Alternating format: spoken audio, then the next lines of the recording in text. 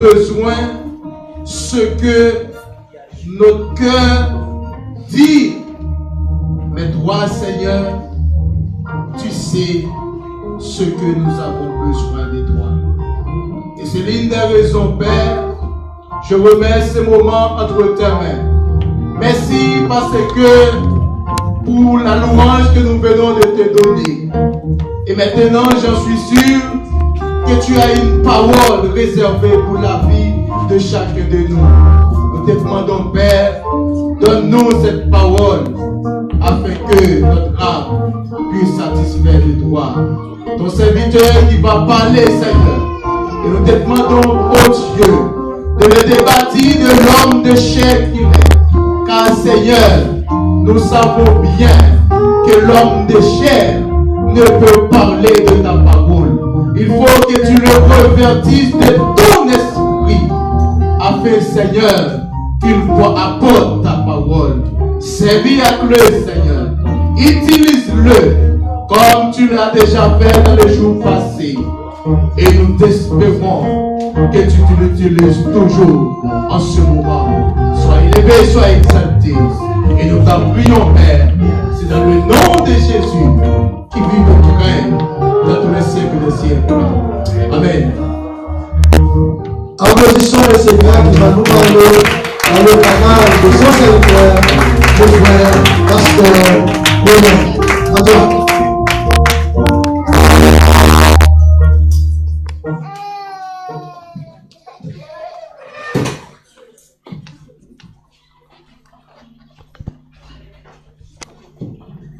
Frères et sœurs, qui la paix de Dieu avec vous. Amen.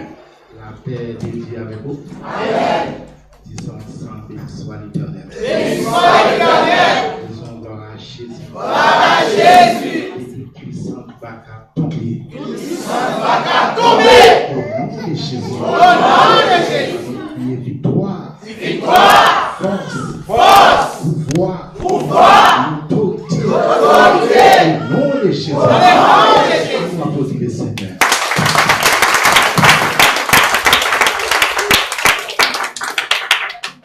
Mes frères et sœurs, ce matin, nous rendons gloire à Dieu pour cette opportunité qu'il nous a accordée, du fait qu'il par sa grâce, nous encore ensemble pour nous capables chanter, adorer et louer le Seigneur.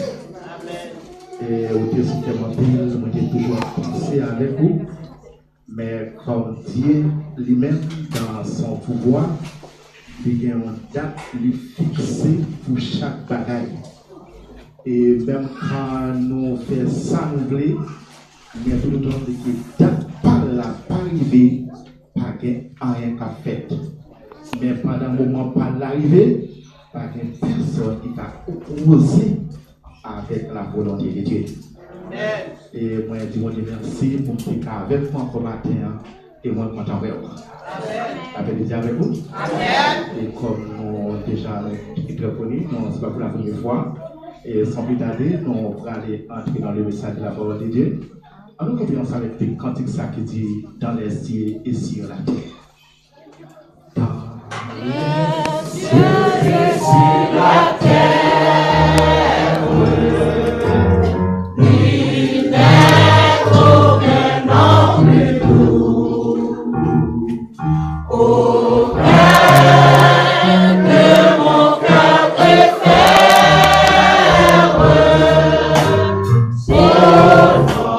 Quel beau nom, quel beau nom, quel beau nom.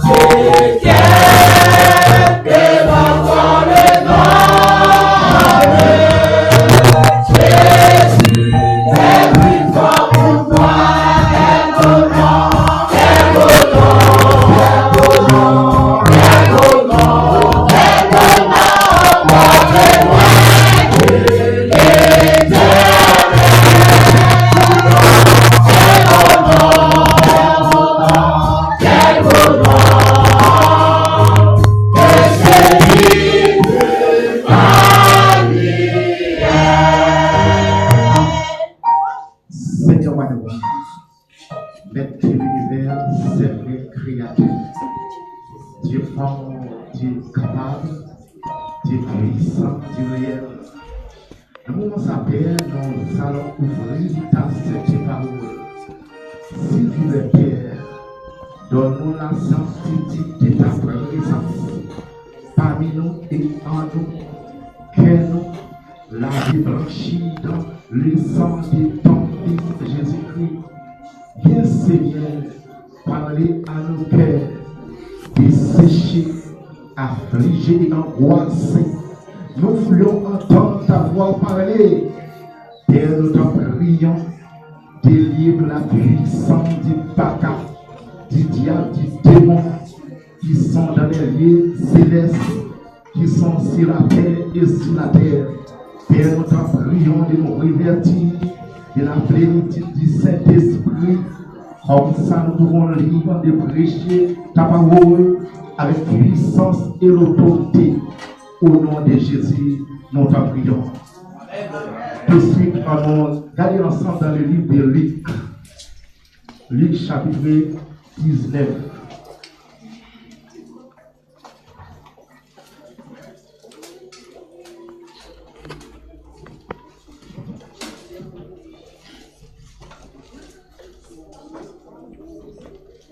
Luc chapitre 19, le verset 9 et 10. Vous y êtes?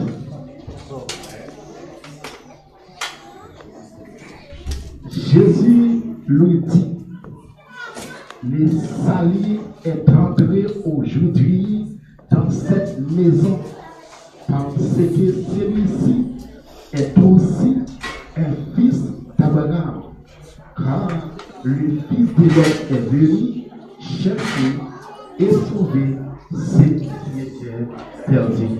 Allez vous asseoir.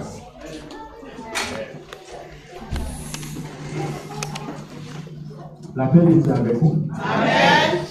Mes frères et sœurs, dans l'histoire, pour nous faire lecture là dans matin, pour même qui ne pas connaître, nous avons ici les 4 évangiles. Nous avons Matthieu, Marc, Luc, Jean. Ces 4 évangiles-là, ce sont des livres qui sont écrits aux environs de l'année 50 à 70 après Jésus-Christ. Et chacun de ces auteurs-là est représenté Jésus-Christ dans un thème différent. Et chacun est écrit son évangile à l'intention d'un thème différent. Nous avons ici Matthieu qui est représenté Jésus-Christ et comme moi, et qui a écrit son évangile à l'intention des Juifs. Nous avons Marc qui a représenté Jésus-Christ comme serviteur et qui a écrit son évangile à l'intention des Romains. Nous avons Luc qui a représenté Jésus-Christ comme fils de l'homme et qui a écrit son évangile à l'intention des Grecs. Nous avons Jean qui a représenté Jésus-Christ et comme fils de Dieu et qui a écrit son évangile. Alors c'est la différence que nous trouvons depuis les 4 de ces auteurs-là. L'évangile selon Matthieu a été attribué aux Juifs, Marc aux Romains, Luc aux Grecs. Mais l'évangile selon Jean n'a été pas attribué à un peuple ou une nation en particulier, sinon à le monde entier. Et dans le chapitre 3, dans le verset 16, Jean dit car Dieu a tant aimé le monde et il a donné son Fils unique et afin que quiconque croit en lui ne périt point, mais qu'il ait la vie et la question de la vie éternelle, ce n'est pas une question de nation, ce n'est pas une question de peuple, mais c'est une question de croire en Jésus.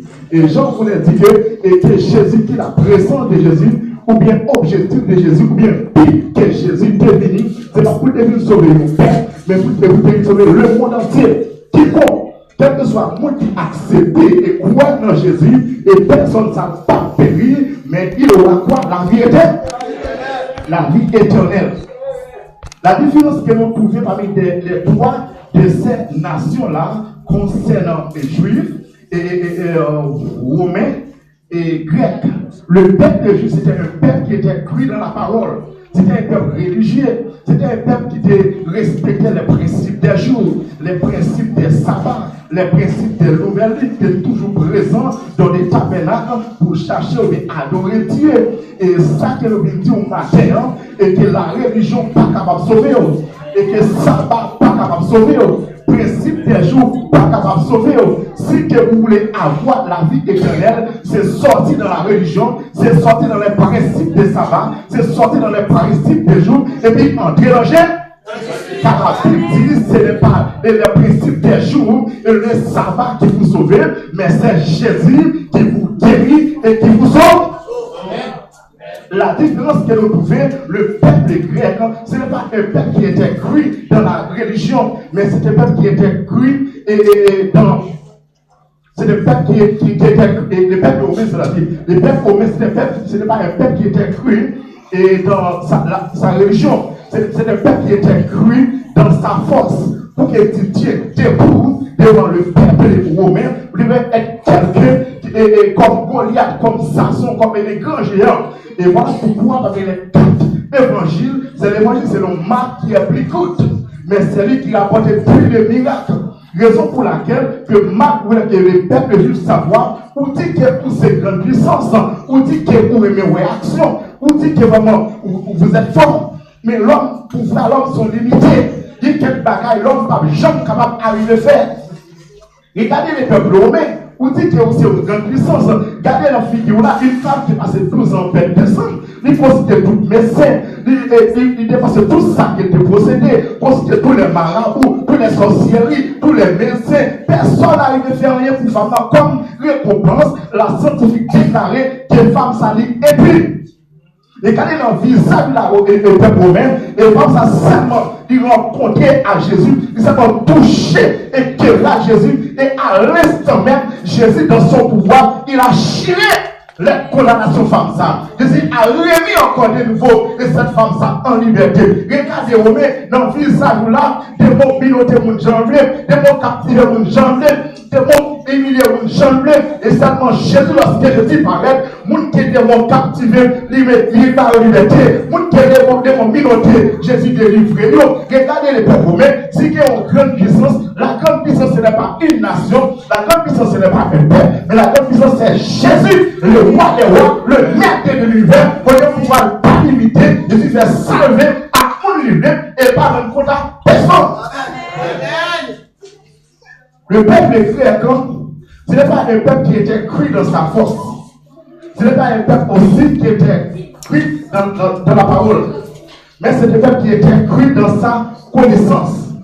Pour qu'il était debout devant le peuple grec, vous devez être quelqu'un qui avait beaucoup de savoir.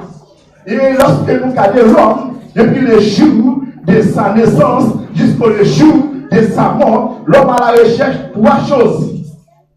Savoir, avoir et pouvoir.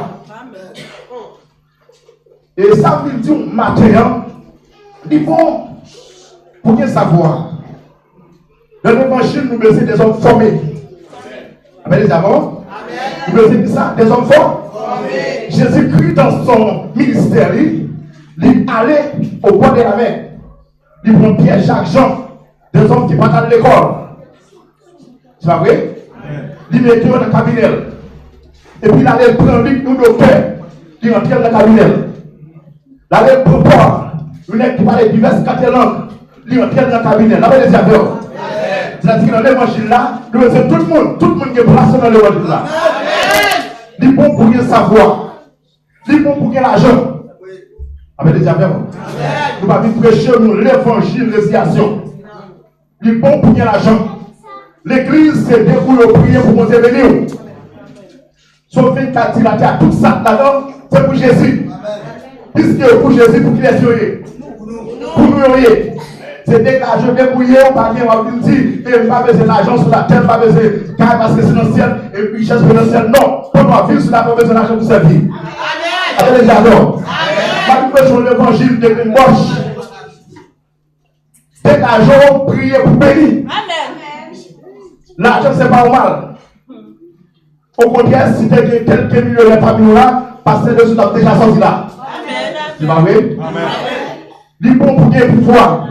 Mais ça veut nous matin, on a dit que tout pouvoir l'homme n'est qu'à posséder. En dépit de toute connaissance, l'homme est qu'à posséder. En dépit de tout l'argent, l'homme est qu'à posséder. L'homme reste toujours un être faible, un être fragile. Appelez-y à Amen. Il y a quelques cafous à priver. Même sans l'argent là, c'est comme si pour le battre dans le pays, ou rien. Même quand le pouvoir là, c'est comme si il battre dans le pays, ou rien. Il y a quelques cafous à priver. Appelez-y à Amen. Si Jésus te connaît, la plonge, mais la plonge. Parce que l'homme, il veut de mon expédition, de mon envoi, de mon complot. Qui ça l'argent qu'a fait pour vous?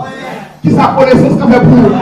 Lorsque quelques marabouts, quelques sorcelleries, quelques maçonnages, envoyez quelques fantômes, quelques expéditions, quelques démons viennent vous chercher.